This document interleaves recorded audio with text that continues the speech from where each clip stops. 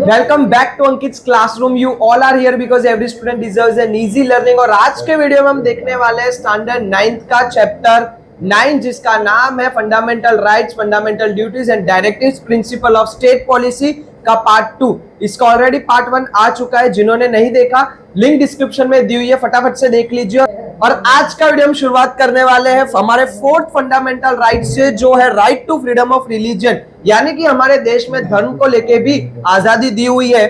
Any citizen of India can follow any religion of choice, can promote and propagate the same is mentioned in the provision of the Constitution of India। हमारे देश के संविधान में ये बताया हुआ है कि हमारे यहाँ के जितने भी सिटीजन हैं उनको जो चाहे वो धर्म वो लोग फॉलो कर सकते हैं, वो धर्म को वो चूज कर सकते हैं और वो जिस धर्म को चाहे उस धर्म को बढ़ावा दे सकते हैं और उस धर्म में अपने आप को परिवर्तन करके भी रह सकते हैं।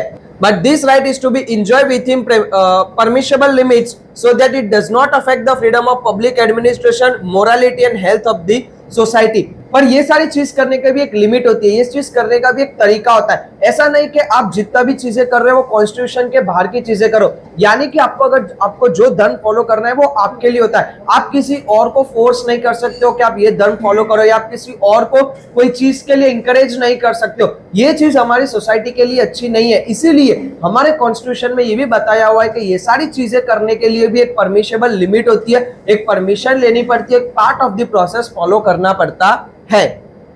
The religious gathering, offering और prayers are not included in this। इसके अंदर वो जो हम लोग साथ में मिलकर रिलीजियस प्रेयर करते हैं या फिर कहीं पर धर्म गैदरिंग होता है, जैसे कि महाकुंभ हुआ था, तो उसको बोला जाता है रिलीजियस गैदरिंग, यानी कि एक धर्म को लेकर एक जगह पर बहुत सारे लोग इकट्ठा होने वाले। वो चीज इसके अंदर इंक्लूड नहीं होती है क्योंकि वो एक पर्टिकुलर धर्म का मैटर होता है, वो एक पर्टिकुलर कास्ट का मैटर होता है, वहां पर ये सारी चीजें इंक्लूड होती नहीं है। यहाँ पर बात चलती है हर एक इंसान के इंडिविजुअल इंटरेस्ट की, मेरे खुद के इंटरेस्ट की बात चलती है। यहाँ पर एक साथ करोड़ों लोग इकट्ठा हो रहे हैं उसकी बात चलती नहीं है। The state of India does not have any religion of its own or the Indian state is not run as per the principle of any religion or sect। हमारे इंडिया के अंदर कोई भी स्टेट ऐसा नहीं है जहां पर यह बताया हो कि इस स्टेट के अंदर पर्टिकुलर यही लोग रह सकते हैं, या ये धर्म के लोग रह सकते हैं, या ये रिलीजियस के लोग रह सकते हैं। ऐसा बिल्कुल भी नहीं है। हमारे यहाँ पर इंडिया में फ्रीडम होती है कि एज अ मैं राजस्थानी हूँ, मैं चाहूँ तो महाराष्ट्र में रह सकता हूँ, मैं चाहूँ तो अरुणाचल प्रदेश में रह सकता हूँ, मैं चाहे तो हिमाचल में रह सकता हूँ। हमारे यहाँ पर सिटीजनशिप इंडिया की होती है, ना कि स्टेट की। ना ही इंडिया के संविधान में ऐसा लिखा हुआ है कि ये पर्टिकुलर स्टेट के अंदर ये पर्टिकुलर रिलीजियस के लोग रहने चाहिए, ऐसा बिल्कुल भी मेंशन किया हुआ नहीं है। The state cannot interfere in the religious matter or religious belief of any group। हमारा जो स्टेट गवर्नमेंट होती है वो कभी भी कोई भी धर्म या रिलेटेड के कोई मैटर होती है जहां पर एक ग्रुप दूसरे ग्रुप के सामने आ जाता है, वहां पर जो गवर्नमेंट होती है वहां पर समझाने का काम करती है, ना कि वो कोई एक रिलीजन के पक्ष में डिसीजन देगी। क्यों? क्योंकि हमारे संविधान के अंदर कोई भी धर्म या जाति को मेंशन नहीं किया हुआ है कि गवर्नमेंट इन्हीं पर्टिकुलर रिलीजियस वालों को सपोर्ट करेगी, ऐसा बिल्कुल भी मेंशन नहीं होता है। The religious group have been given the freedom to establish any religion organization or can manage and administer them for religious and philanthropic aims। हमारे यहाँ पर ये पूरी छूट होती है कि कोई भी इंसान या कोई भी पर्टिकुलर ग्रुप अपने धर्म के लिए चैरिटी करवा सकते हैं, एक ग्रुप बना सकते हैं, ऑर्गेनाइजेशन बना सकते हैं और उनको कोई भी रोक नहीं सकता है। जो इंसान जैसे चाहे वैसे अपने धर्म का प्रमोट कर सकता है, बट धर्म को प्रमोट करने का भी एक तरीका होता है। सोसाइटी के अंदर कोई भी गलत चीज नहीं कर सकते, या किसी को फोर्सफुली कोई चीज बुलवा नहीं सकते, या कोई भी फोर्सफुली कोई चीज करवा नहीं सकते। The state can not use the fund collected through public tax और public fund for the benefit and development of any specific religion और सेक्ट। हमारे गवर्नमेंट के पास कोई छूट नहीं होती है, वो कोई धर्म के नाम पर कोई टैक्स ले, या जो टैक्स उनके पास आता है वो पर्टिकुलर धर्म के रिलेटेड वो लोग यूज करे, ये बिल्कुल भी अलाउ होता नहीं है। The educational institutional running on government grant cannot impart religious education or compel the student to participate in religious education or attend any religious meet। हमारे यहाँ पर जितनी भी गवर्नमेंट ऑर्गेनाइजेशन होती है, गवर्नमेंट कॉलेजेस होती है, वहां पर कोई भी पर्टिकुलर स्टूडेंट्स को ये नहीं बोला जा सकता है कि आपको ये धर्म को सपोर्ट करना है, आपको ये धर्म को मानना है। ये बिल्कुल भी हमारे संविधान में, हमारे कॉन्स्टिट्यूशन के अंदर दिखाया हुआ नहीं है। मतलब कि हर एक गवर्नमेंट इंस्टीट्यूशन जहां पर होती है वहां पर पूरी छूट होती है कि हर एक कास्ट के, हर एक कम्युनिटी के, हर एक रिलीजियस के लोग आ सकते हैं और वो जैसे चाहे वैसे रह सकते हैं, वो जो चाहे उन्हीं फेस्टिवल में वो पार्टिसिपेट कर सकते हैं, उनको कोई भी फोर्स होता नहीं है। तो ये था फ्रीडम ऑफ रिलीजन, जहां पर हमारे कंट्री के अंदर कोई भी धर्म को बढ़ावा नहीं दिया जाता है, हर एक धर्म को इक्वल माना जाता है, हर एक रिलीजन को इक्वल माना जाता है, जो इंसान जैसे चाहे वैसे रह सकता है, जो चाहे वो धर्म को फॉलो कर सकता है। यहाँ पर हमारी गवर्नमेंट इसके अंदर कोई भी इंटरफेयर नहीं करती और यहाँ पर अगर कोई किसी को फोर्सफुली कोई धर्म परिवर्तन करवाते हैं तो वहां पर एक स्ट्रिक्ट एक्शन लिया जाता है बाय इंडियन गवर्नमेंट। हमारा जो फिफ्थ है वो है कल्चरल एंड एजुकेशनल राइट, यानी हमारे यहाँ पर कल्चर को सपोर्ट करने के लिए और एजुकेशन के लिए भी कुछ राइट बताए गए। People of various religion, various language and cultures live in India. हमारे यहाँ पे अलग अलग धर्म के लोग अलग अलग धर्म के अंदर अलग अलग कल्चर को जो फॉलो करते हैं वो सारे लोग एक साथ रह सकते हैं। The people of India have a right to preserve their language, script, culture, identity and authenticity। हमारे यहाँ पर ये हक होता है कि जो इंसान जो धर्म का है वो उस धर्म की चीजें संभाल सकता है, वो पर्टिकुलर लैंग्वेज को सपोर्ट कर सकता है, वो जो चाहे वो स्क्रिप्ट लिख सकता है, वो जो चाहे वो स्क्रिप्ट को प्रमोट कर सकता है। यानी कि हमारी जो एशियन खुद के कल्चर की जो पौराणिक चीजें होती है उनको संभाल सकते हैं और उनको प्रमोट भी कर सकते हैं। उसके अंदर हमारी गवर्नमेंट का कोई ऐसा रूल नहीं है कि आप ये चीज नहीं संभाल सकते, आप ये चीज नहीं रख सकते। जिसका जो कल्चर है, जिसके जो फेस्टिवल है, जिसके जो तरीके हैं, रीति रिवाज है, वो उसको ओपनली प्रमोट कर सकते हैं, वो ओपनली सेलिब्रेट कर सकते हैं, उधर हमको कोई भी रोकेगा नहीं। Any educational institution which rely on the government grant cannot deny admission on the ground of religion, caste, creed, language or any other reason। जितनी भी गवर्नमेंट ऑर्गेनाइजेशन होती है, जैसे गवर्नमेंट स्कूल, गवर्नमेंट कॉलेज या फिर गवर्नमेंट ऑर्गेनाइजेशंस, वो कभी भी कोई धर्म के रिलेटेड ना नहीं बोल सकते एडमिशन लेने के लिए। कि कोई पर्टिकुलर स्टूडेंट कोई और धर्म का है तो वो ऐसा नहीं बोलेंगे कि हम आपको एडमिशन नहीं देंगे। यहाँ पर गवर्नमेंट इंस्टीट्यूशन में कोई भी धर्म, जाति, लैंग्वेज, इन सारी चीजों पर भेदभाव नहीं होता है, हर एक इंसान को एडमिशन मिलता है। If any individual appeals to vote on the ground of religion, caste और language, then it is considered as a malpractice. As per Act 123(3), any of the state can frame a law and provide the right to the citizen to form and manage any of the educational institute based on cultural and linguistic minority।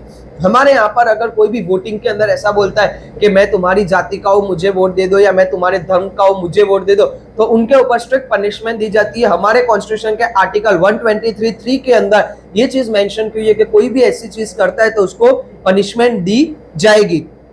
उसके अलावा हमारे पास government के पास ऐसे नियम होते हैं कि कोई भी एजुकेशनल इंस्टीट्यूशन अगर कुछ गलत करती है तो उनका लाइसेंस भी कैंसिल हो सकता है, या फिर कोई पर्टिकुलर एजुकेशनल इंस्टीट्यूशन ये कहती है कि हमको हमारी कम्युनिटी के लिए एक स्कूल बनानी है या फिर एक धर्मशाला बनानी है, तो उसके लिए भी गवर्नमेंट ग्रांट पास करती है कि आप ये पर्टिकुलर कम्युनिटी को डेवलप करना चाहते हो तो उसके लिए हम आपको ग्रांट देंगे।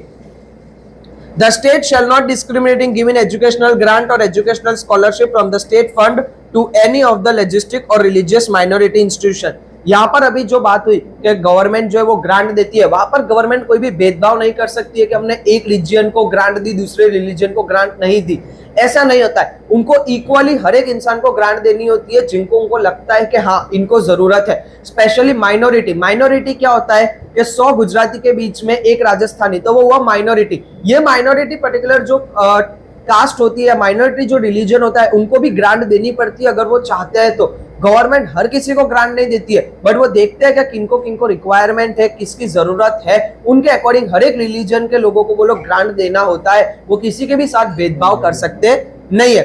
If the state desire to take over और confiscate the property of minority institution, then it can do so only after giving proper returns. अगर स्टेट गवर्नमेंट को माइनॉरिटी की कोई प्रॉपर्टी चाहिए होती है कि भाई आपकी जो प्रॉपर्टी है वो हमें एज अ गवर्नमेंट हमको चाहिए, तो उसके सामने उनको प्रॉपर रिटर्न देना पड़ता है। आप उनसे छीन नहीं सकते हो, आपको उन्हें पर्टिकुलर पैसे देने पड़ते हैं। वो जो जमीन का भाव होता है उसके अकॉर्डिंग वो सारी चीजें रिटर्न में देनी पड़ती है, फिर आप वो प्रॉपर्टी ले सकते हैं। In this way important provision in context of educational institution have been made in the constitution. और इसी की तरह से एजुकेशन के रिलेटेड भी हमारे संविधान के अंदर कुछ नियम बनाए हुए हैं, जो नियम हर एक सरकार को फॉलो करना पड़ता है, हर एक इंसान को भी फॉलो करना पड़ता है। इसी के अकॉर्डिंग हमारे कल्चर के अकॉर्डिंग हमको राइट्स दिए गए कि आप जो चाहे वो कल्चर को प्रमोट कर सकते हैं, आप जो कल्चर के है उस चीज को बढ़ावा दे सकते हैं, आप वो चीज को फॉलो कर सकते हैं, आप उस तरीके से रह सकते हैं। और एजुकेशनल इंस्टीट्यूशन में भी सरकार जो है वो हमको हमारा एजुकेशन जो चाहिए वो दे सकती है, या पर्टिकुलर कम्युनिटी को अगर कोई एजुकेशनल हब बनाना है तो उसके लिए भी सरकार हमको क्या करती है, ग्रांट देती है। नेक्स्ट जो लास्ट हमारा फंडामेंटल राइट है वो है right to constitutional remedies. No matter how many laws are framed और how many provisions are made for the fundamental rights, if these are not implemented well then there remains no meaning of such freedom of right। हमारे यहाँ पर चाहे आप 6 constitutional right they दो या 60 constitutional right they दो या 100 constitutional right they दो, बट अगर वो कॉन्स्टिट्यूशनल राइट को फॉलो नहीं करवाया जाएगा तो वो राइट्स का कोई मतलब नहीं है। Therefore, a provision has been made in the Constitution for the implementation of this right and under it। इसीलिए हमारे लिए एक और राइट बनाया गया है कि राइट्स ऑफ कॉन्स्टिट्यूशनल रेमेडीज, यानी कि हमारे कॉन्स्टिट्यूशन में जितने भी हमको राइट्स दिए हुए उनको फॉलो करवाने के लिए भी एक राइट्स दिया गया है कि अगर आपको इनमें से कोई भी चीज आपके साथ नहीं होती या आप फॉलो नहीं होती है आपके साथ, तो आप कॉन्स्टिट्यूशनल रेमेडीज के अंदर, मतलब कि मेरा हक है कि मेरे को कॉन्स्टिट्यूशनल मिलने चाहिए, वो कॉन्स्टिट्यूशनल रेमेडीज अगर मुझे नहीं मिले तो मैं जाकर आवाज उठा सकता हूं। A right in a Supreme Court can be made for the violation of fundamental right। हमारे यहाँ पर सुप्रीम कोर्ट तक इंसान जा सकता है अगर उसे जो फंडामेंटल राइट्स मिले अगर वो उन्हें नहीं मिलते या फिर उनके साथ कुछ गलत होता है और बाकी की गवर्नमेंट कुछ नहीं करते तो इंसान सुप्रीम कोर्ट तक भी जा सकता है। This right has been accepted as the right to constitutional remedies। The Supreme Court plays an important role in protecting the fundamental rights। और इसीलिए हमारा राइट टू कॉन्स्टिट्यूशनल रेमेडीज बनाया गया है और ये सुप्रीम कोर्ट ध्यान रखती है कि हमको जितने भी राइट्स मिले हुए वो सारे राइट्स हमको मिले, हमारे पास ही रहे, हमारे साथ कुछ गलत ना हो, ये सारी चीजें सुप्रीम कोर्ट ध्यान रखती है। And for this, if the court find it necessary, then it gives order, instruction or decree। और अगर इसके लिए अगर उनको लगता है कि कोई भी फंडामेंटल राइट्स का उल्लंघन हुआ है या उनको नहीं मिले तो उसके लिए वो पर्टिकुलरली लॉ बना सकते हैं या फिर पनिशमेंट दे सकते हैं या फिर कोई ऑर्डर भी दे सकते हैं कि आपको अभी इनको ये सारी चीजें वापस देनी होगी, कॉम्पेंसेशन देना होगा। ये सारी चीजों में supreme court main role play करेगी। The apex court is vested with the powers given by the constitution। Nobody can oppose it। If any person puts a complaint against any state for the violation of any fundamental right, then the Supreme Court can exercise its right। Apex court यानी supreme court, सारे जितने भी power होते हैं highest power supreme court के पास ही होते हैं और सुप्रीम कोर्ट ध्यान रखती है कि ये सारे जितने भी राइट्स है वो संभाल के रहे। अगर किसी भी इंसान के साथ कुछ भी गलत होता है तो वो पर्टिकुलर गवर्नमेंट के या पर्टिकुलर स्टेट के सामने सुप्रीम कोर्ट के अंदर भी अपील कर सकता है। सुप्रीम कोर्ट जो डिसीजन देती है वो फाइनल होता है। सुप्रीम कोर्ट के डिसीजन का कोई भी अपोज यानी कि कोई भी विरोध कर सकता नहीं है। Doctor Baba Saheb Ambedkar has considered this right as soul of the constitution. जो डॉक्टर बाबा साहेब आंबेडकर थे जिनका संविधान बनाने में सबसे ज्यादा योगदान था, उन्होंने ये पर्टिकुलर चीज यानी कि राइट टू कॉन्स्टिट्यूशनल रेमेडी को सोल ऑफ द कॉन्स्टिट्यूशन बोला था, यानी कि हमारे संविधान की आत्मा बोला था। क्यों बोला था? क्योंकि हमारा पूरा संविधान इसके अंदर ही आता है कि अगर संविधान का उल्लंघन हुआ तो ये राइट के अंदर आप जाकर अपना हक मांग सकते हैं। The parliament can hand over the power of giving such an order to any of the court. Parliament के पास ये हक होता है कि वो ये इसके रिलेटेड जितने भी डिसीजन है वो अलग अलग कोर्ट को दे सकते हैं। सपोज कोई गुजरात के रिलेटेड मैटर हो तो वो गुजरात हाई कोर्ट के पास जा सकता है, उसके लिए पूरी सुप्रीम कोर्ट को इन्वॉल्व करेंगे नहीं। If the state legislative assembly frames any law which violates the fundamental rights और not in congruence of the then the supreme court can stop the state. ठीक है, हमारे यहाँ पर अगर कोई विधानसभा कोई लॉ बनाती है यानी कि लॉ जो बना रही है वो विधानसभा स्टेट लेजिस्लेटिव असेंबली अगर कोई लॉ बनाती है वो लॉ पर्टिकुलर कॉन्स्टिट्यूशनल से बाहर का होता है यानी कि हमारे फंडामेंटल राइट्स के विरुद्ध होता है, खिलाफ होता है, तो सुप्रीम कोर्ट वो पर्टिकुलर लॉ को बैंड कर सकती है, वो लॉ को हटा सकती है। Thus, this right provides an opportunity to any citizen to approach court for the violation of fundamental right। और ये राइट के अंदर कोई भी इंसान को अगर फंडामेंटल राइट्स नहीं मिलते तो वो कोर्ट तक जा सकता है, कोर्ट में जाकर आवाज उठा सकता है कि मुझे मेरे फंडामेंटल राइट्स नहीं मिले, और इसी के अंदर आपको पूरा का पूरा न्याय मिलता है। The constitution provide the fundamental rights to the Indian citizen. This rights are given against the government. ठीक है, कॉन्स्टिट्यूशनल के अंदर ये जितने भी फंडामेंटल राइट्स हमको दिए हुए ये गवर्नमेंट के भी खिलाफ है, यानी कि गवर्नमेंट को इन सारी चीजों का पालन करना होगा, हमें देने होंगे। अगर उन्होंने नहीं दिए हमको हमारे फंडामेंटल राइट्स तो हम कोर्ट में जाकर उसकी अपील कर सकते हैं। The fundamental rights are applicable to all this citizen and all the times. और ये जितने भी फंडामेंटल राइट है हर एक नागरिक के लिए, ऐसा नहीं कि पर्टिकुलर कम्युनिटी के लिए, पर्टिकुलर लोगों के लिए, नहीं, हर एक एज के लोगों के लिए है और हर एक टाइम, मतलब इसका कोई टाइम पीरियड नहीं है, हमेशा ये कॉन्स्टिट्यूशनल राइट हमारे पास ही रहेंगे। But can be suspended during the time of emergency. But ये राइट्स कभी कभी इमरजेंसी के टाइम पर सस्पेंड किए जा सकते हैं। जैसे कि अगर कोई देश के अंदर नेशनल इमरजेंसी है तो उस टाइम पर ये पर्टिकुलर राइट्स को हम लोग एज अ उस टाइम के लिए साइड में रख सकते हैं कि कोई एक प्रॉब्लम हो चुकी है देश के अंदर, तो वहां पर हम लोग सरकार को ये नहीं बोल सकते कि हमको हमारे राइट्स नहीं मिले, क्योंकि उस टाइम पर देश एक इमरजेंसी सिचुएशन के अंदर होता है, वहां पर वो सिचुएशन के टाइम पर कुछ राइट्स को सस्पेंड किया जा सकता है। Any state can not form any law which take away the fundamental right of this citizen. हमारे यहाँ पर कोई भी स्टेट गवर्नमेंट ऐसा राइट नहीं बना सकती है कि वो हमारे फंडामेंटल राइट हमसे छीन ले या फिर हमसे कोई भी फंडामेंटल राइट के खिलाफ कोई लॉ बना दे और वो पालन करवाए। ऐसा कोई स्टेट गवर्नमेंट के पास राइट्स होते नहीं है और ये सारी चीजें हमारे संविधान, हमारे कॉन्स्टिट्यूशन के अंदर बताई हुई है।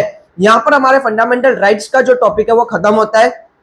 टोटल हमने यहाँ पर 6 तरह के फंडामेंटल राइट्स देखे। पहला right to equality, right to freedom, right against exploitation, right to religious, right to cultural and educational, right to constitutional remedies. इसमें से जो 3 राइट्स है वो हमने पार्ट 1 में देखे थे, जिसकी लिंक डिस्क्रिप्शन में दी हुई है, और आगे अभी हम लोग फंडामेंटल ड्यूटीज देखेंगे। नेक्स्ट जो है फंडामेंटल ड्यूटीज, वो हमारे चैप्टर का सेकेंड हाफ है। फंडामेंटल ड्यूटीज क्या होता है? The people of India they are more aware of their right and duties since Asian time. Just as the citizen are given various fundamental rights, various fundamental duties were incorporated by constitutional amendment in 1976. 1976 के अंदर fundamental duties को भी include किया गया था। अब fundamental duties क्या होता है? तो हर एक इंसान को हक दिए जाते हैं, बट हक के सामने वो हक कैसे मिलेंगे, उसके सामने कुछ ड्यूटी होती है। अगर मैंने वो ड्यूटी ही फॉलो नहीं की, मैंने अपना खुद का ध्यान नहीं रखा और बाद में मैं अपने हक मांगने जाऊं, तो वो चीज गलत है। इसीलिए हमारे कॉन्स्टिट्यूशन के अंदर हक के साथ ड्यूटी, आपको जहां जहां रिस्पॉन्सिबिलिटी दी जाती है कि आपको ये हक देता हूं कि आपको ये चीज करनी है, ये चीज करनी है, उसके साथ आपको एक ड्यूटी भी दी जाती है, तब जाके आपको वो जो राइट्स होते हैं, वो जो हक होता है, वो मिलता है। तो सेम अगर मैं राइट टू इक्वालिटी मांगता हूं तो पहले मैं वो चीज को फॉलो करूंगा। पता चला अगर मैंने ही कुछ गुनाह किया और बाद में मैं ही राइट टू इक्वालिटी मांगने जा रहा हूं तो वो चीज गलत है। यानी कि पहले अपने आप की ड्यूटीज को संभालना है, उसके बाद वो सारे राइट आपको इनकॉर्पोरेट होते हैं। The fundamental duty aims to include love for nation, national integrity, various high ideals and value awareness among its citizen. Fundamental duty के अंदर मेन इंक्लूड होता है लव फॉर नेशन, खुद की कंट्री के लिए प्यार होना चाहिए, खुद की कंट्री के लिए रिस्पेक्ट होना चाहिए। नेशनल इंटीग्रिटी, पूरे देश में एक इंटीग्रिटी बनानी पड़ती है। एज ए सिटीजन आपको सबके साथ मिलजुल कर रहना चाहिए, आपको किसी को नीचा नहीं दिखाना है, आपको खुद को कुछ गलत नहीं करना है। वेरियस हाई आइडियल्स, आपको जो हमारा देश होता है, वो देश जिस सिद्धांतों पे चल रहा होता है, वो सिद्धांत पर आपको भी चलना पड़ता है। उसके बाद value awareness among citizen, value करनी होती है, अवेयरनेस होनी चाहिए सिटीजन के अंदर के ना वो खुद कुछ गलत करे, ना किसी और को कुछ गलत करते हुए देखे। यानी कि वो सारी चीजें वैल्यू होनी चाहिए हर एक सिटीजन के अंदर। thereby helping in developing the nation, और इसी की तरह से एक जो जागरूक नागरिक होता है, यानी कि एक अच्छा सिटीजन होता है, वो अपने देश के डेवलपमेंट में साथ देता है। Every citizen of India should contribute toward the protection of national unity, integrity and sovereignty so that there remain peace, security, communal harmony and accord। ठीक है, और हर एक इंसान को अपने अंदर क्या रखनी चाहिए? तो यूनिटी, इंटीग्रिटी और सॉवरेनिटी, यानी कि यूनिटी मेंटेन रखनी चाहिए, भाईचारा मेंटेन रखना चाहिए, एक दूसरे के खिलाफ कॉपरेशन होना चाहिए, एक दूसरे के कल्चर के रिस्पेक्ट करनी चाहिए, एक दूसरे की फ्रीडम की रिस्पेक्ट करनी चाहिए। जब हम ये सारी चीज करेंगे तब जाकर हमारी कंट्री के अंदर पीस और सिक्योरिटी, यानी कि सुख, शांति और समृद्धि मेंटेन रहेगी। कभी भी कोई कंट्री के अंदर झगड़े नहीं होंगे, कोई कंट्री के अंदर कोई मेजर इश्यूज क्रिएट नहीं होंगे। उसके अलावा हार्मोनिक कल्चर मेंटेन रहेगा, यानी कि एक अच्छा वातावरण, एटमॉस्फेयर मेंटेन रहेगा, सब लोग खुश रहेंगे, किसी को किसी के खिलाफ नफरत होगी नहीं। The fundamental duties are given on the first page of text book. हमारे आपकी जो टेक्स्ट बुक है एसएस की, उसके फर्स्ट पेज पर भी हमको फंडामेंटल ड्यूटीज बताई हुई होती है। अब हमारी जो मेन फंडामेंटल ड्यूटीज है तो कौन कौन सी है? तो फर्स्ट है to abide by the constitution and respect its ideals and institutions, the national flag and national anthem। हमारे देश के संविधान का रिस्पेक्ट करना चाहिए, हमारे देश का जो तिरंगा होता है, जो नेशनल फ्लैग होता है, उसका रिस्पेक्ट होना चाहिए, और हमारे देश का नेशनल एंथम का भी रिस्पेक्ट होना चाहिए। तो ये सारी चीजें हमारी ड्यूटी के अंदर इंक्लूड होती है कि कॉन्स्टिट्यूशन के अंदर जो चीजें दी है उसकी रिस्पेक्ट हो, हमारे नेशनल फ्लैग, हमारे तिरंगे की रिस्पेक्ट हो, और हमारे नेशनल एंथम की रिस्पेक्ट हो। Second, to cherish and follow the noble ideals which inspired our national struggle for freedom। उसके अलावा वो लोग जो नेशनल फ्रीडम फाइटर्स थे, जिन्होंने हमारे देश को आजाद करवाने के लिए अपने आपको शहीद कर दिया, इन सब लोगों की हमें रिस्पेक्ट करनी है और उन्हें याद रखना है। Third, to uphold and protect the sovereignty, unity and integrity of India। India के अंदर यूनिटी और इंटीग्रिटी मेंटेन रखनी है, भाईचारा मेंटेन रखना है, एक दूसरे के कल्चर की रिस्पेक्ट करनी है, एक दूसरे की फ्रीडम की रिस्पेक्ट करनी है, एक दूसरे को सपोर्ट करना है, ना कि पीछे खींचना है। ये सारी चीजें हमारी फंडामेंटल ड्यूटीज के अंदर आती है। Fourth, to defend the country and render national service when called upon to do so. हमारे यहाँ पर जब भी कोई इमरजेंसी आती है, कोई नेशनल सर्विस की बात आती है, तो हमें खुद को आगे रखना चाहिए, ना कि पीछे रखना चाहिए कि भाई कोई सिचुएशन ऐसी आ गई जहां पर देश के सिटीजन की जरूरत है, तो उस टाइम पर हमको अपने आप की देश की कंट्री के लिए आगे आना चाहिए। फिफ्थ है, to promote harmony and the spirit of common brotherhood among all the people of India, translating religious, logistic and regional or sectional diversities, to renounce practice derogatory to the dignity of women। हमें हमारे देश के अंदर सारे religious के respect करनी चाहिए, हर एक इंसान को एक दूसरे के कल्चर के अंदर रिस्पेक्ट करनी चाहिए, भाईचारे से रहना चाहिए, एक दूसरे के कल्चर को समझना चाहिए, उसको नीचा नहीं दिखाना चाहिए। उसके अलावा हमें महिलाओं की सुरक्षा करने के लिए हमेशा आगे रहना चाहिए। ये सारी चीजें हमारी फंडामेंटल ड्यूटी में बताई हुई है। सिक्स्थ आता है, to value and preserve the rich heritage of our composite culture. हमारा जो इतना बड़ा अखंड भारत है, जिसके अंदर इतनी सारी हेरिटेज की चीजें हैं, जो एक हमको हजारों साल पहले से मिली हुई है, जो हमारे फोरफादर्स ने दी है, वो इंडिया का रिच एंड कल्चर हेरिटेज भी हमको संभाल के रखना होगा। Seventh, to protect and improve natural environment including forest, lake, river and wildlife, and to have compassion for living creatures. इसके अलावा हमारा नेचुरल हेरिटेज यानी ऐसी चीजें जो गॉड गिफ्टेड है, हमारा नेचर, हमारा एनवायरनमेंट, हमारी नदियां, हमारे समुद्र, हमारी वाइल्ड लाइफ, ये सारी चीजों को हमें संभाल के रखना है। एक लिविंग जो क्रिएचर है, उसी को ही दूसरे लिविंग क्रिएचर का ध्यान रखना चाहिए। हमारी सुंदरता जो नेचुरल एनवायरनमेंट है, उसको भी संभाल के रखने की जिम्मेदारी हमारी होती है। उसके बाद 8 आता है, to develop the scientific temper, humanism and the spirit of inquiry and reforms. हमारे अंदर इंसानियत मेंटेन रहनी चाहिए। ऐसा नहीं होना चाहिए कि हमारे सामने कुछ गलत हो रहा है, हम उसको नजरअंदाज कर दे। इंसानियत होते हुए हमें उस चीज को फॉलो करना चाहिए, एक ह्यूमैनिटी रखनी चाहिए, हर एक चीज को सपोर्ट करना चाहिए। 9, to safeguard public property and to abjure violence. हमें पब्लिक प्रॉपर्टी का ध्यान रखना होगा, हमें पब्लिक प्लेस पर कोई भी हिंसा नहीं करनी है, झगड़े नहीं करने हैं, मारपीट नहीं करनी है, हमें नॉन वायलेंस को फॉलो करना होगा।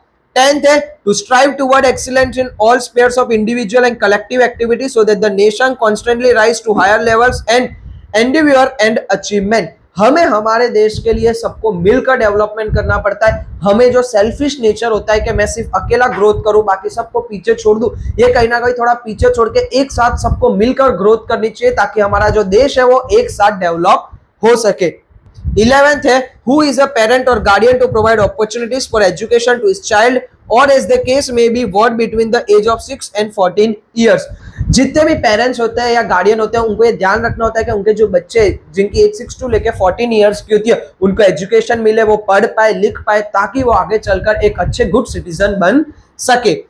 6 जनवरी celebrate as fundamental duties day in India. हमारे यहाँ पर जो 6 दिसंबर होता है, वहां पर फंडामेंटल ड्यूटी डे सेलिब्रेट किया जाता है इंडिया में, यानी कि ये हम सबके ड्यूटीज है कि हमें हमारे देश को सपोर्ट करना होगा। इसीलिए 6 दिसंबर कैसे सेलिब्रेट होता है, fundamental duties day.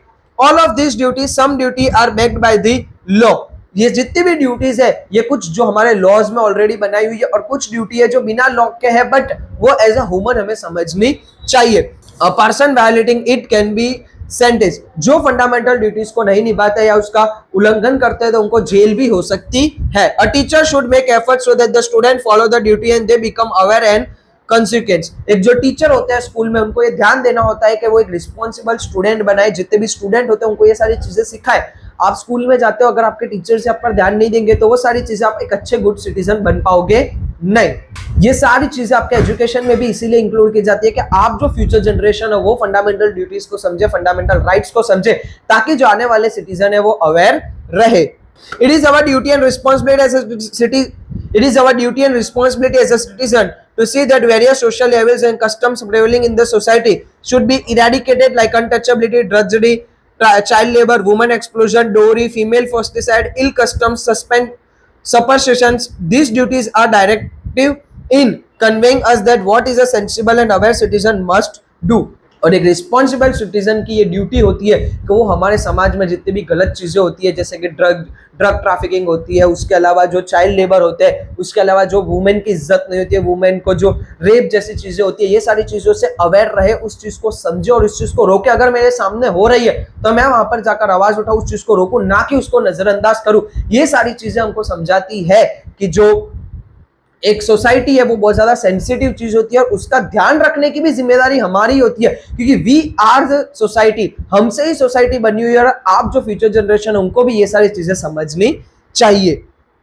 These duties are directive in conveying us that what a sensible and aware citizen must do। और ये सारी चीजें हमको समझाती है कि कैसे एक जो अच्छा सिटीजन होता है इसको ये सारी चीजें समझनी पड़ती है, जैसे डॉरी, दहेज प्रथा, इल कस्टम, जो हमारे समाज की जो खराब प्रथा है वो सारी चीजें भी हमको बंद करवानी होती है। If citizen propagate the importance and utilization of fundamental duties, then future citizen develop the feeling of national responsibility, international brotherhood, just an explosion of free society। अगर ये चीज फ्यूचर जनरेशन समझ जाती है, यानी कि आप लोग जो आगे चल के एक देश के अच्छे नागरिक बनने वाले हैं, अगर ये सारी चीजें आप और हम समझ जाते हैं तो हमारे यहाँ पर एक भाईचारा मेंटेन रहेगा। उसके अलावा हम लोग रिस्पॉन्सिबिलिटी समझ जाएंगे, हमारे यहाँ पे फ्री सोसाइटी होगी, एक जो देश होना चाहिए, जो इंडिया पहले था, जो एक भारत होना चाहिए, वैसा हम भारत बना पाएंगे। नेक्स्ट जो हमारा टॉपिक है वो है चैप्टर का last topic, directive principle of state policy. Chapter का नाम था fundamental right, fundamental duties and directive principle of state policy. हमने फंडामेंटल राइट्स देख लिए, फंडामेंटल ड्यूटीज भी देख ली, अब हम देखते हैं directive principle of state policy. Directive principle of the state have been incorporated in the chapter 4 of the constitution. हमारे देश के संविधान के 4th चैप्टर के अंदर यह टर्म दिया हुआ है, directive principle of state policy. The objective of the directive principle of state policy is to guide the present and future central and state government in the policy making in various policy related field। अब ये जो directive principle of state policy है ये क्या चीज है, तो ये इसीलिए बनाया गया है कॉन्स्टिट्यूशन के अंदर कि हमारी जो गवर्नमेंट है, स्टेट गवर्नमेंट हो या सेंट्रल गवर्नमेंट हो, वो अगर कोई भी पॉलिसी बनाती है, यानी कि कोई भी रूल्स एंड रेगुलेशंस बनाती है, तो वो उस चीज को समझे। उसके लिए भी हमारे कॉन्स्टिट्यूशन में बताया हुआ है कि कैसे पॉलिसी बननी चाहिए, गवर्नमेंट को क्या ध्यान रखना चाहिए, कैसे देश के अंदर कोई रूल्स एंड रेगुलेशन बनेगा। ये सारी चीजें उनके लिए होती है कि वो ये चीज को समझे और उसके बाद ही कोई पॉलिसी बनाए। These principles are directive. The state is not bound to fulfill them, but it's the moral responsibility of the state to keep this principle in the center for making any policy। ऐसा बिल्कुल भी जरूरी नहीं होता है कि जितना भी उसके अंदर बताया हुआ है वो सारी चीजें होनी चाहिए, बट एक स्टेट गवर्नमेंट की रिस्पॉन्सिबिलिटी होती है कि वो उस चीज को नजर में रखे कि जो चीजें कॉन्स्टिट्यूशन में अंदर है उसी के अकॉर्डिंग कोई पॉलिसी बने, उससे कोई बाहर की पॉलिसी ना बने जो हमारे देश के संविधान के खिलाफ हो। The main objective of this principle is to see that any political, social and economical justice should be available to all। ये पॉलिसी का मेन यही रोल है कि इकोनॉमिकल, सोशल और पॉलिटिकल तीनों तरीके का जस्टिस यानी कि न्याय लोगों को मिले, यानी कि किसी भी तरीके से लोगों को, देश के अंदर रहने वाले लोगों को तकलीफ ना हो। Such a social structure should be established for the fulfillment of the objective and aims of the state। The principles serve as the guidance। और हमारे समाज के अंदर जितनी भी चीजें हैं वो मेंटेन रहे। सेकंड, कि जब गवर्नमेंट कोई चीज बना रही है तो वो गलत ना बने, पॉलिसी कोई गलत ना बने, जिसकी वजह से हमारे यहाँ पर जो हार्मोनी, एक अच्छा कल्चर है वो मेंटेन रहे। उसके अलावा गवर्नमेंट के लिए ये एज अ गाइडेंस काम करता है, यानी कि गवर्नमेंट जब कोई पॉलिसी बनाता है तो उसको एज अ गाइडेंस कौन हेल्प करता है, कॉन्स्टिट्यूशन का directive principle of state policy. There is no provision in the constitution to implement this principle of law. हमारे कॉन्स्टिट्यूशन में ऐसा नहीं बोला है कि ये जो पॉलिसी बताई गई है यही आपको फॉलो करनी है, ऐसा नहीं बोला गया, बट ये चीज एज अ गाइडेंस दी हुई है, एज अ रेफरेंस दी हुई है कि आप इन चीज को समझ के कोई पॉलिसी बनाए। The fundamental principle do not provide any legal support or legal right, then also the framing and administrating the law of the state, these are fundamentals। Dr. Baba Saheb Ambedkar to rule the regime, these principles are the foundation। It means an attempt to establish political democracy in our constitution। Political democracy is incomplete without social and economical democracy. हमारे यहाँ पर ये जो चीजें बनाई गई है, ये फंडामेंटल्स जो बनाए गए, ये इसीलिए बना गया है कि स्टेट गवर्नमेंट, सेंट्रल गवर्नमेंट और एज ए सिटीजन हम वो चीज को समझे। डॉक्टर बाबा साहेब आंबेडकर ने कॉन्स्टिट्यूशन के अंदर ये बोला गया था कि ये सारी जो चीजें हैं ये एक नींव है, एक हमारे जो देश के संविधान है वो एक देश का नींव होता है और ये नींव मेंटेन रहना चाहिए, इसके अंदर जो बातें लिखी है वो चीजें मेंटेन रहनी चाहिए, तभी जाके एक ऐसी देश बनेगा जो देश का सपना हम सब देख रहे हैं और जो पहले देख चुके हैं और आने वाली जनरेशन जो देखने वाली है, वैसा फ्यूचर बनाने के लिए हमें हमारे कॉन्स्टिट्यूशन को फॉलो करना पड़ता है। उसके अंदर के जो फंडामेंटल राइट्स, ड्यूटीज, उसके अलावा ये जो स्टेट पॉलिसी होती है, ये सारी चीजें हमको फॉलो करनी पड़ती है। The Indian constitution has included directive principle of state policy in the 4th section of the amendment. हमारे यहाँ के कॉन्स्टिट्यूशन के अमेंडमेंट के 4th सेक्शन के अंदर ये जो directive principle of state policy है इसको इंक्लूड किया गया है।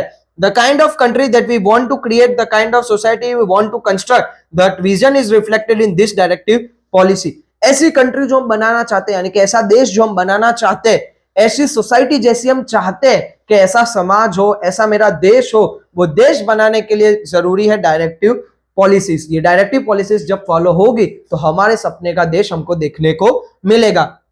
The directive principle are actually directions given by the constitution to the union and state government to adopt such policy that would help to establish an unbased society in our country. ये जो directive policies बनाई गई है ये एक ऐसा राह दिखाती है, किसको राह दिखाती है, तो स्टेट और सेंट्रल गवर्नमेंट को राह दिखाती है कि उनको पॉलिसी कैसी बनानी चाहिए जिसकी वजह से देश के अंदर सुख शांति समृद्धि बनी रहेगी और जो लोग है मतलब जो सिटीजन है वो अवेयर रहेंगे। The primary aim of this principle is to establish a social system based on social, economical and political justice. Main इस प्रिंसिपल का यही रोल है कि समाज एक ऐसा हो जहां पर इकोनॉमिकल, सोशली और पॉलिटिकल, इकोनॉमिकली यानी कि पैसों को लेकर कोई अगर प्रॉब्लम होती है वो, सोशल यानी कि समाज के प्रॉब्लम, और पॉलिटिकल यानी कि जो पॉलिटिकल सिस्टम है, गवर्नमेंट के रूल्स एंड रेगुलेशन, पॉलिसी के अंदर कुछ भी चेंजेस या वो अन्याय देखने को मिलता है तो उनको जस्टिस यानी कि न्याय मिले। These principles are about the implementation of the objective and ideal presented in the preamble. These principles are not included in the Constitution of India. ये जो पर्टिकुलर प्रिंसिपल है ये हमारे preamble में इंक्लूड किया गया है, कॉन्स्टिट्यूशन में इसके बारे में कोई इन ब्रीफ डिटेल दिया हुआ नहीं है।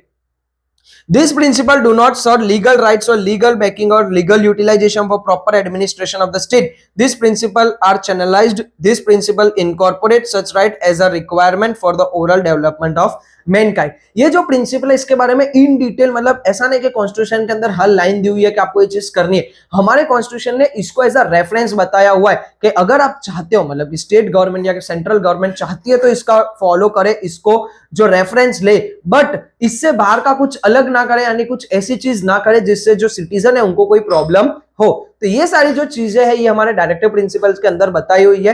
Directive principle of state policy जो है वो हमारे कॉन्स्टिट्यूशन के 4th चैप्टर में देखने को मिलती है, अमेंडमेंट के 4th सेक्शन में देखने को मिलता है। ये पॉलिसीज हमारे यहाँ पर सेंट्रल स्टेट गवर्नमेंट के लिए बनाई जाती है कि उनको कैसे रूल्स एंड रेगुलेशंस बनाने हैं, उनको कैसी पॉलिसी बनानी है वो समझे और वो उस तरीके की पॉलिसी बनाए जिसकी वजह से देश के अंदर पीस, सिक्योरिटी और ब्रदरहुड मेंटेन रहे। This directive principle are divided into various section. अब ये जो डायरेक्टिव प्रिंसिपल है ये कुछ हिस्सों में बांटे गए, जिसमें से सबसे पहले है principle related to economic policy. हमारी इकोनॉमिक पॉलिसी के रिलेटेड क्या क्या चीजें बताई गई है, तो फर्स्ट है equal distribution of wealth and resource among all classes for the welfare of the citizen. हमारे देश के जितने भी रिसोर्स होते हैं वो सारी चीजें इक्वली बंटने चाहिए, इक्वली हर एक सिटीजन के हिस्से में आने चाहिए। नेचुरल रिसोर्स जैसे कि गार्डन हो गया, नदी हो गई, ये सारी चीजें होती है जो एक कंट्री के रिसोर्सेज होते हैं। उसके अलावा जो बैंकिंग हो गई या पब्लिक वेलफेयर की चीजें हो गई, जैसे आप देखते हो राशन की दुकान हो गई, ये सारी चीजें होती है, ये हर एक सिटीजन के लिए इक्वल होनी चाहिए, उनके लिए वेलफेयर की सारी सुविधाएं होनी चाहिए। Second, assets and production of resource should not be distributed to certain group or section. This should be administered by the state. ऐसा नहीं करना चाहिए कि कोई एक पर्टिकुलर ग्रुप को आपने सारा सामान दे दिया और बोला कि आप ही बेच दो या आप ही रख लो। ये सारी चीजें हमारे यहाँ पर होनी नहीं चाहिए। हर एक गवर्नमेंट की रिस्पॉन्सिबिलिटी है कि सबके पास इक्वल चीजें पहुंचे। थर्ड है equal pay for equal work for both man and women. Man और वुमेन यानी लड़का और लड़की दोनों के लिए सेम पैसे होने चाहिए। अगर लड़का कोई काम कर रहा है और सेम काम अगर लड़की कर रही है तो उन दोनों को इक्वल पैसे मिलने चाहिए। ऐसा भेदभाव नहीं होना चाहिए कि किसी को कम किसी को ज्यादा। फोर्थ है provision for good health for labourer working at place should be created. जो मजदूर लोग होते हैं वो मजदूर के लिए अच्छी सुविधाएं होनी चाहिए कि वो जहां पर काम कर रहे हैं वहां पर उनकी जो हेल्थ है, उनकी जो तबीयत है वो अच्छे से रहे। Because of financial constant the man women and young children working at unhygienic place or where health matter are retorted should not be allowed to happen. कभी कभी पैसों की मजबूरी में जो मैन होते हैं, वुमेन होते हैं या छोटे बच्चे होते हैं, वो अनहाइजेनिक प्लेस यानी कि जो प्लेस अच्छी नहीं होती है वहां पर जाके काम करते हैं, ऐसी चीज नहीं होनी चाहिए। सरकार को ये ध्यान रखना चाहिए कि ऐसी चीजें ना हो रही है तो उनको रोके या फिर उस जगह को अच्छे से डेवलप की जाए या उनको हेल्थ की फैसिलिटी दी जाए। ये सारी चीजें हमारे इकोनॉमिक पॉलिसी के अंदर इंक्लूड है। उसके बाद फिफ्थ है, state should promote cooperation in administration of industrial unit by labourers. जो गवर्नमेंट होती है उसको ध्यान रखना चाहिए कि लेबर का एक्सप्लॉइट ना हो, ठीक है, कि जहां पर कोई इंडस्ट्री में जहां पर लेबर काम कर रहे हैं वहां पर अच्छे से उनका ध्यान रखा जा रहा है, उनको पैसे अच्छे से मिले, उनका कहीं ना कहीं उनको एक्सप्लॉइट होने चाहिए नहीं। फिर सिक्स्थ आता है protection of children youth against exploitation and against moral and material abundance and to live in a healthy and dignified environment. This principle should be developed by state. उन्हें ध्यान रखना चाहिए कि देश के जो बच्चे हैं, देश का जो यूथ है वो अच्छे से अच्छे राह पर रहे, वो कहीं पर भटके नहीं।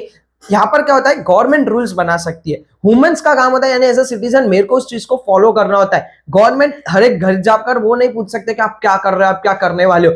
गवर्नमेंट जो है वो एक जनरल रूल बनाती है, हमारा काम है उस रूल को फॉलो करना और उस चीज पर अच्छे से रहना। ये सारी चीजें क्या करती है, as a youth as a children आप ये चीज समझते हो तो आगे चल के आप कोई गलती नहीं करते हो। दूसरा कि आप देश के डेवलपमेंट में हाथ देते हो, देश के डेवलपमेंट में सपोर्ट करते हो। Relief and leave at that time of delivery should be provided to women. Worker insurance, bonus, maternity leave, gratuity and other legal right should be included in the policy. जब women का delivery face होता है यानी कि जब वो new baby को born करने वाले होते हैं तो उस टाइम पर उनको एक जो सुविधा होती है वो मिलनी चाहिए, फाइनेंशियल सुविधा मिलनी चाहिए। उसके अलावा जब मैटरनिटी लीव मिलनी चाहिए, जब वो प्रेगनेंसी में होते हैं तब उनको छुट्टी देनी चाहिए। उसके अलावा जितने भी हमारे लीगल राइट्स है या वर्कर इंश्योरेंस होता है, ठीक है, जो वर्कर काम करते हैं उनके इंश्योरेंस भी होते हैं, ये सारी चीजें हमारे देश के गवर्नमेंट को रूल्स बनाने चाहिए स्ट्रिक्ट के वो सारी चीजें उनको मिले, और ना मिल रही हो और कोई कंप्लेन करे तो उसका ध्यान भी उन्हें ही रखना होता है।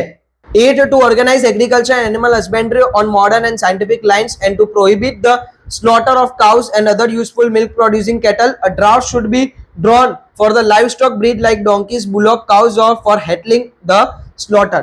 अब देखिए कि यहाँ पर वो लोग जो कैटल फार्मिंग करते हैं यानी कि जो गाय वगैरह रखते हैं, जो उनका मिल्क बना के जो बेचते हैं, तो यहाँ पर ये ध्यान देना चाहिए कि जो मिल्क वगैरह बन रहा है वो प्योर बने, ना कि कोई केमिकल वाला या जिसके अंदर पानी वगैरह मिक्स हुआ हो। ये सारी चीजें ध्यान रखनी होती है, एक इसके ऊपर स्ट्रिक्ट रूल्स बनाने होते हैं। ध्यान रखना यानी कि रूल्स एंड रेगुलेशन ऐसे अच्छे होने चाहिए कि इकोनॉमिक पॉलिसी ऐसी अच्छी होनी चाहिए कि लोग उससे खुश रहे, लोग उस चीज को समझे और बाद में उसको फॉलो करें।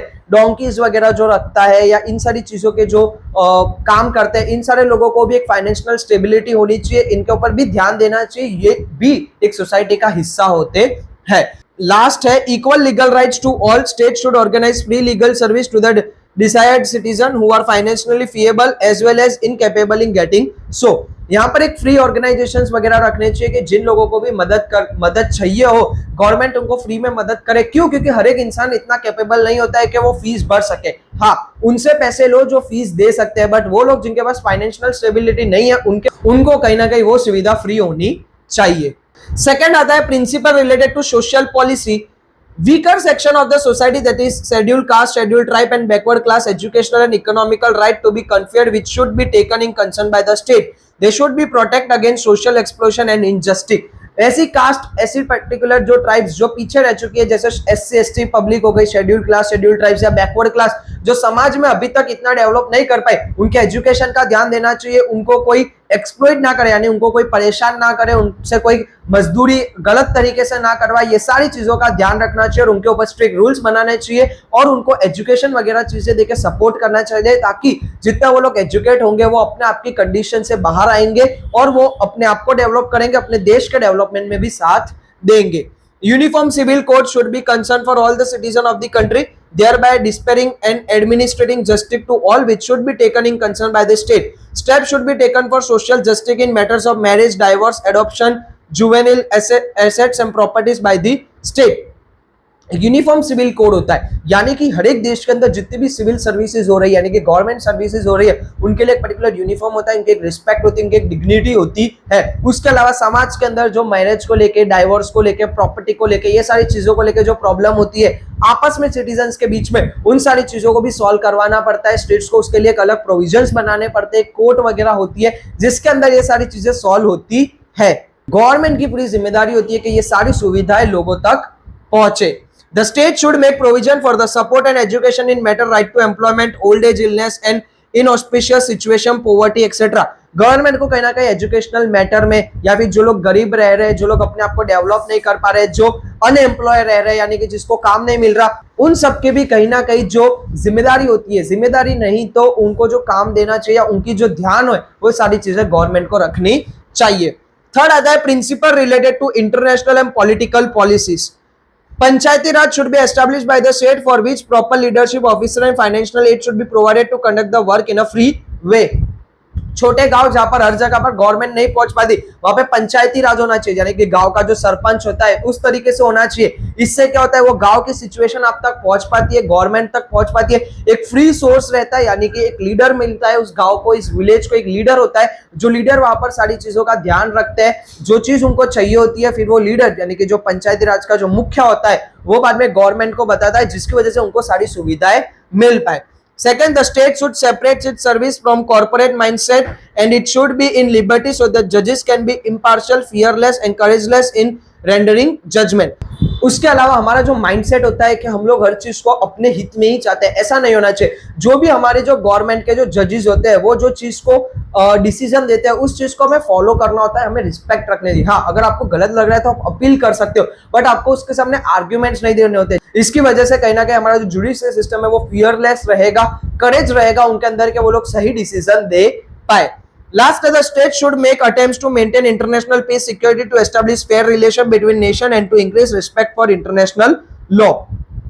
उसके अलावा देश के नागरिकों को अपने नेशन के साथ साथ इंटरनेशनल लॉ जो होते हैं, यानी कि दूसरे कंट्री के जो नियम होते हैं जो हमारे लिए भी लागू पड़ते हैं, वो सारी चीजों की भी रिस्पेक्ट करनी चाहिए। देश के साथ जो इंटरनेशनल रिलेशन होते हैं वो भी संभालने होते हैं। एज ए सिटीजन ये सारी चीजें हमारी रिस्पॉन्सिबिलिटी होती है और गवर्नमेंट की भी रिस्पॉन्सिबिलिटी होती है कि वो ऐसे नियम बनाए जो नेशनल और इंटरनेशनल सिक्योरिटी, शांति बनाए रखे। नेक्स्ट आता है fourth, principle related to education and cultural policy.